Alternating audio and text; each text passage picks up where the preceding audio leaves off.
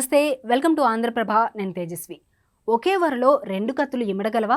దశాబ్దాల రాజకీయ శత్రుత్వాన్ని మరచిపోయి చేతులు కలపడం సాధ్యమా?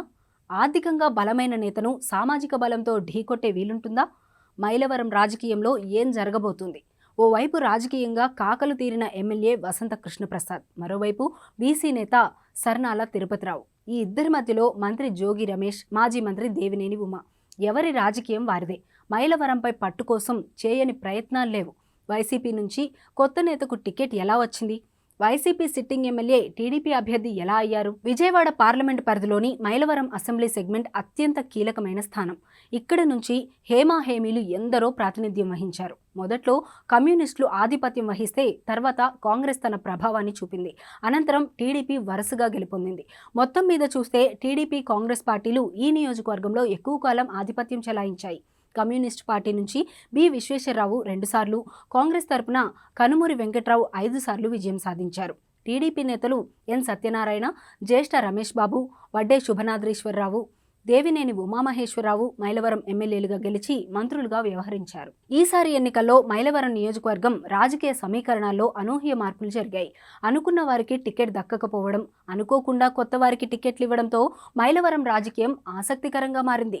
ప్రస్తుతం టీడీపీ అభ్యర్థిగా వసంత కృష్ణప్రసాద్ పోటీ చేస్తుంటే వైసీపీ అభ్యర్థిగా సర్నాల తిరుపతిరావు రంగంలో దిగారు. గత ఎన్నికల్లో వైసీపీ తరపున మైలవరం నుంచి గెలిచిన వసంత కృష్ణప్రసాద్ కొద్ది రోజుల క్రితమే ఆ పార్టీకి గుడ్ బై చెప్పేసి టీడీపీ నుంచి టికెట్ దక్కించుకున్నారు.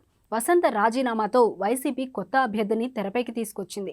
బీసీ ఓట్ బ్యాంక్ టార్గెట్గా తిరుపతిరావు యాదవ్కు అవకాశం ఇచ్చింది. దీంతో మైలవరం గడ్డపై గట్టి పోటీ కనిపిస్తోంది. 2019 ఎన్నికల్లో ఈ స్థానం నుంచి టీడీపీ తరపున పోటీ చేసిన సీనియర్ నేత దేవినేని ఉమాకు అనూహ్యంగా టికెట్ దక్కకపోవడం నియోజకవర్గంలో విస్తృత చర్చకు దారితీసింది.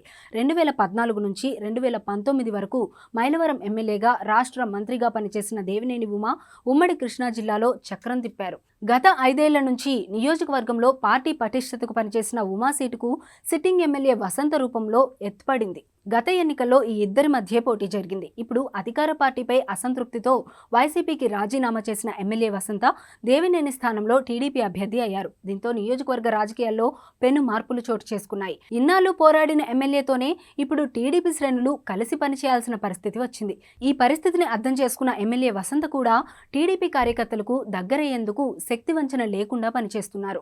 అటు వైసీపీలోని తన అభిమానుల ఓట్లపైన గురిపెట్టిన ఎమ్మెల్యే వచ్చే ఎన్నికల్లో మైలవరంలో రెండోసారి గెలుస్తాననే ధీమా వ్యక్తం చేస్తున్నారు. ఇక ఎమ్మెల్యే వసంత కృష్ణప్రసాద్ ప్రత్యర్థిగా వైసీపీ సర్నాల తిరుపతిరావును బరిలోకి దింపింది.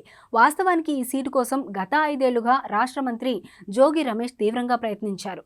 మంత్రి జోగి సొంత స్థానం కావడం, ఆయనకు నియోజకవర్గంలో భారీ అనుచరగణం ఉండటంతో మైలవరం నుంచి పోటీకి ఉత్సాహం చూపారు. పార్టీలోకి కొత్తగా వచ్చిన వసంత కృష్ణప్రసాద్ కోసం పెడనకు వెళ్లిన జోగి మళ్లీ మైలవరం రావాలనే ఆశపడ్డారు. కానీ అధిష్టానం మాత్రం బీసీ నేతకే అవకాశం ఇచ్చింది.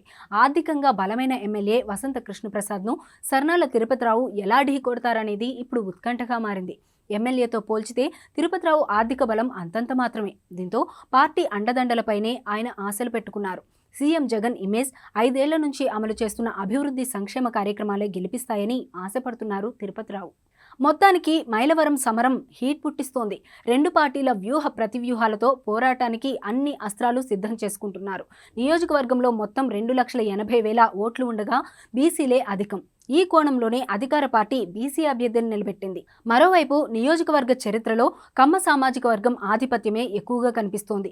ఏ పార్టీ నుంచైనా ఆ సామాజిక వర్గం వారే ఇప్పటి వరకు ఎమ్మెల్యేలుగా ఎన్నికవుతూ వస్తున్నారు. కానీ తొలిసారి కమ్మ సామాజిక వర్గాన్ని ఢీకొట్టేందుకు బీసీని ప్రయోగించింది వైసీపీ. ఈ కొత్త ప్రయోగం ఎంతవరకు ఫలితం ఇస్తుందనేది చర్చనీయాంశంగా మారింది. ఇక టీడీపీలోనూ విచిత్రమైన పరిస్థితి కనిపిస్తోంది. గత ఎన్నికల్లో ప్రత్యర్థులైన ఎమ్మెల్యే వసంత కృష్ణప్రసాద్, మాజీ మంత్రి దేవినేని ఉమా ఇప్పుడు ఒకే పార్టీలో ఉన్నారు. దశాబ్దాలుగా శత్రువులుగా రాజకీయాలు చేసిన ఈ ఇద్దరి మధ్య సయోధ్య సాధ్యమా అన్న ప్రశ్న తలెత్తుతోంది. ఒకే వరలో రెండు కత్తులు ఎలా ఇమడగలవనే సందేహాలే ఎక్కువగా ఉన్నాయి.